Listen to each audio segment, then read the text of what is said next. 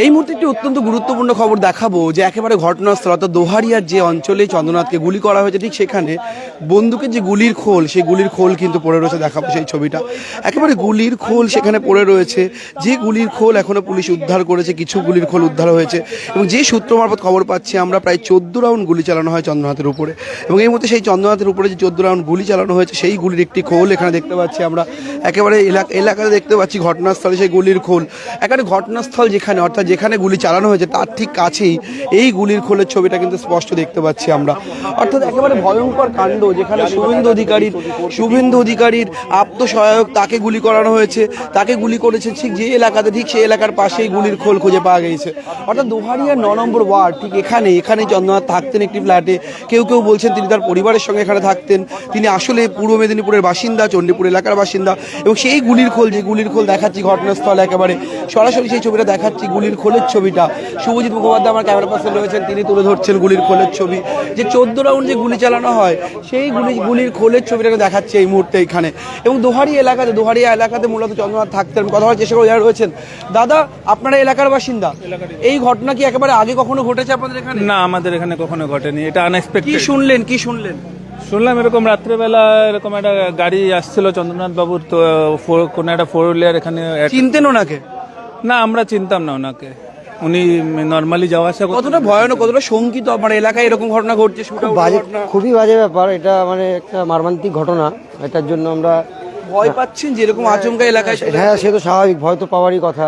এরকম একটা ঘটনা হয়েছে, ভয় তো পাওয়ারই কথা। সাধারণ মানুষ তারা কি যথেষ্ট শঙ্কিত? তারা রয়েছেন বিভিন্ন সময়, তারা দাঁড়িয়ে রয়েছেন, তারা দেখছেন। এরকম ঘটনা কখনো দেখেছেন এলাকায়? এরকম ঘটনা কখনো দেখিনি এরকম ঘটনা।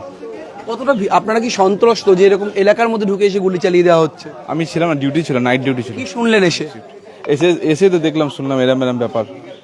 আমি দেখাবো চন্দ্রনাথের যে বাড়ি, চন্দ্রনাথ ঠিক এখানে অর্কিড স্টেটে তিনি ভাড়া থাকতেন, ঠিক সেখানে দেখাবো সেই ছবিটা। অনেকেই বলছেন তিনি তার পরিবার, তার স্ত্রী এবং সন্তান নিয়ে থাকতেন। আবার কোথাও কি প্রশ্ন উঠছে তিনি অবিবাহিত ছিলেন। অর্থাৎ এই বিষয়টা এখন স্পষ্ট নয়, কিন্তু চন্দ্রনাথের এই মুহূর্তে চন্দ্রনাথ দোহারিয়া যে রাস্তা থেকে আমরা যাচ্ছি, এই এলাকা থেকেই কালকের গাড়ির মুভমেন্ট ছিল এবং ঠিক বাড়ি থেকে 100 মিটার মতো দূরে কিন্তু এরকম গুলিকাণ্ডের ঘটনা ঘটে। যে আমরা আগের একজন প্রত্যক্ষদর্শী তার বয়ান শুনছিলাম, তিনি বলছিলেন রাত্রি 10টার পরেই ঘটনা ঘটে এবং তখন বৃষ্টি হচ্ছিল, এলাকা শুনশান ছিল এবং তারপর এই ঘটনা কার্যত আচমকা বাইকে করে আসেন আততায়ীরা এবং আসার পর প্রায় 14 রাউন্ড গুলি চালানো হয় বলে তারা অভিযোগ করছেন বা তারা দাবি করছেন। এবং পুলিশ সূত্রে আমরা খবর পাচ্ছি 14 থেকে 15 রাউন্ডের গুলি কিন্তু সেখানে চলে। অর্থাৎ যে চন্দ্রনাথ রথ ভাবী মুখ্যমন্ত্রী বলা হচ্ছে শুভেন্দু অধিকারী, অথবা বিরোধী দলনেতা এখনো পর্যন্ত তিনি, এবং বিপুল জয় পেয়েছে বিজেপি। সেই চন্দ্রনাথ রথ কিন্তু দেখছি, সেই চন্দ্রনাথ রথ কার্যত সেখানে তিনি থাকতেন এবং সেই চন্দ্রনাথ রথ শুভেন্দুর আত্মসহায়ক ছিলেন, সেই চন্দ্রনাথ রথ। এবং সেই আত্মসহায়ক থাকাকালীন তার ঠিক এই ফ্ল্যাট, অর্থাৎ এই বাড়ি, এই অর্কিড গেস্ট হাউসের, এই অর্কিড স্টেটের মধ্যে তিনি থাকতেন। এবং দেখতে পাচ্ছি সেই ছবি। দাদা রাতে কি আপনি ডিউটিতে ছিলেন? রাতে কারা ছিলেন? আপনারা কেউ ছিলেন না? কি শুনলেন দাদা এসে? আমরা কি শুনবো, ওই ওখানে আওয়াজ হয়েছে, একটা বয়স্ক লোক এসে বললো যে গাড়ি খুলেছে, এরকম হয়েছে, ব্যাস এতটাই, এর থেকে বেশি আমরা কিছু শুনিনি। কখন শুনলেন এসে? আমরা রাতে এসেছিলাম একবার 11টা 11:30 দিকে, তখন এসে শুনলাম এই ঝামেলা হয়েছে। তারপর আমরা যে যার বাড়ি চলে গেছি, মানে কাছাকাছি যারা ছিলাম তারা 2-1 জন। চন্দ্রনাথবাবু এই বাড়ির মধ্যে থাকতেন, কখনো দেখেছেন তাকে ঢুকতে বা বেরোতে? নিশ্চিত আপনারা রোজই দেখতেন? হ্যাঁ, উনিরা যেমন নর্মালি গাড়ি নিয়ে রোজ আপ ডাউন করেন সকাল বিকেল, সেরকম গাড়ি নিয়ে আসা যাওয়া করেন, ব্যাস এইটুকখানি। কটার দিকে ঢুকতেন উনি কোনো টাইম ফিক্স ছিল না। এখানে কোন ফ্লোরে? এখানে ওনার পরিবারও থাকতেন? উনি ওয়াইফ থাকতো আর মেয়ে থাকতো, 3 জন। হ্যাঁ, কোন দিকটা থাকতেন অর্কিড স্টেটে? 13 ব্লক 13।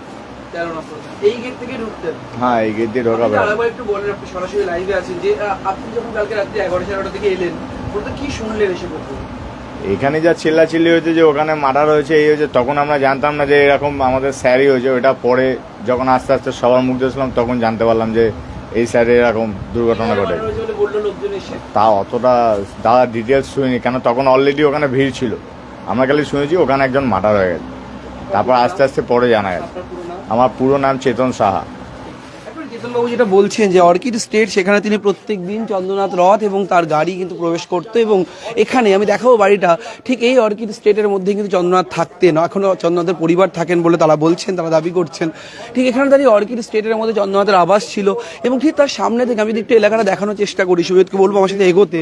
তার কারণ যেখানে মূলত কর্ডন করে দেওয়া আছে, ঠিক যেখানে চন্দ্রনাথ থাকতেন, ঠিক চন্দ্রনাথ সেই দোহারিয়া এলাকায় অর্কিড স্টেটে থাকতেন। এবং রাস্তায় যদি সামনেটা এগোই, আমরা খানিকটা এগোনোর পরে দেখবো যে এখান থেকে যদি আমরা হেঁটে হেঁটেও এগোই 100 মিটারের মধ্যেই কিন্তু চন্দ্রনাথের গাড়িকে লক্ষ্য করে গুলি চালানো হয় বলে অভিযোগ উঠেছে, এবং তিনি ঘটনাস্থলে মৃত্যু হয় বলে খবর পাওয়া যাচ্ছে। কারণ মধ্যমগ্রাম এলাকার একেবারে দোলতলা এলাকার একটি বেসরকারি হাসপাতাল, সেখানে তাকে নিয়ে যাওয়ার পর তাকে কিন্তু মৃত বলে ঘোষণা করেন স্থানীয় তার চিকিৎসকরা যারা সেখানে ছিলেন। অর্থাৎ এখন যে গুলির খোলের কথা দেখাচ্ছিলাম, আমরা গুলির খোলের ছবি দেখাচ্ছিলাম একেবারে এই সরাসরি সম্প্রচারের শুরুতেই আমি যে ছবিটা তুলে ধরছিলাম, গুলির খোল পড়ে রয়েছে এখনো। অর্থাৎ প্রায় পুলিশ সূত্রে খবর যে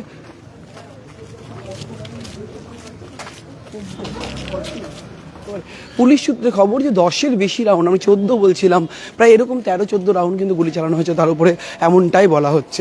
আমি দেখাবো ভিড়টা একেবারে যে স্থলে যেখানে তাকে গুলি চালানো হয়, ঠিক এখানে দোহারিয়া 9 নম্বর ওয়ার্ড, এবং যে এলাকা, এই এলাকায় দেখবো যে সাধারণ মানুষ, উৎসুক জনতা, তারা কিন্তু ভিড় জমিয়ে রয়েছেন। এবং গুলির খোলের ছবিটা দেখাচ্ছিলাম, পুলিশ ইতিমধ্যে সেই গুলির খোলটিকে ঘিরে ফেলেছে। আমরা যখন দেখাচ্ছিলাম তখন ঘেরা হয়নি, দেখাবো ইট দিয়ে পুলিশ কিন্তু ইতিমধ্যেই সেই ছবিটা ঘিরে ফেলেছে। দেখাবো সেই ছবিটা, যে ছবিটা একেবারে গুলির খোল, সেই গুলির খোল কিন্তু ঘিরে ফেলা হয়েছে। অর্থাৎ ঠিক এখানে এখনো গুলির খোল পড়ে রয়েছে। অর্থাৎ এরকমই কোনো বন্দুক এবং সেই গুলি দিয়ে চন্দ্রনাথকে গুলি চালানো হয়, চন্দ্রনাথকে মেরে ফেলা হয়েছে, এবং তাকে খুন করার পর যে গুলির খোল কিন্তু এখনো মধ্যে এই গুলির খোল এখনো এই ঘটনাস্থলে পড়ে রয়েছে।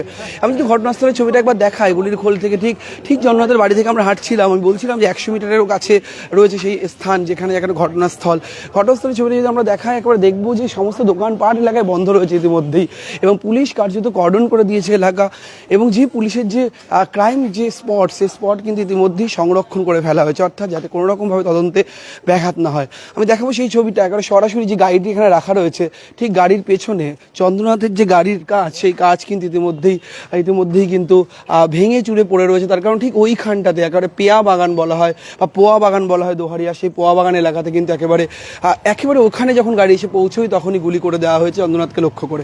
পুলিশ সূত্রে খবর পাওয়া যাচ্ছে যে, আমি ক্রাইম সিনের দিকে থাকবো ছবিটাতে, দেখবো পুলিশ একেবারে ঘিরে রেখেছে, রাজ্য পুলিশের কর্মীরা রয়েছেন, তারা এখানে যেমন পাহারা দিচ্ছেন, তেমন ঠিক সামনের দিকটাতে কেন্দ্রীয় বাহিনীর জওয়ানরা রয়েছেন। সব মিলে এই মুহূর্তে যে ঘটনা ঘটেছে রাত 10টার পরে বলা হচ্ছে, স্থানীয়রা দাবি করছেন, এবং এটা গুলির খোলের ছবিও দেখালাম আমরা।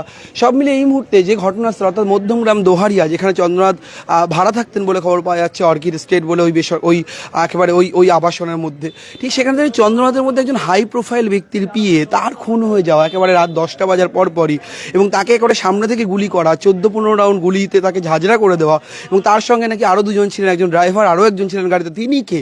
সমস্ত প্রশ্ন কিন্তু উঠছে। ক্যামেরা সুবিধের সঙ্গে রমেন দাস, সংবাদ প্রতিদিন.in।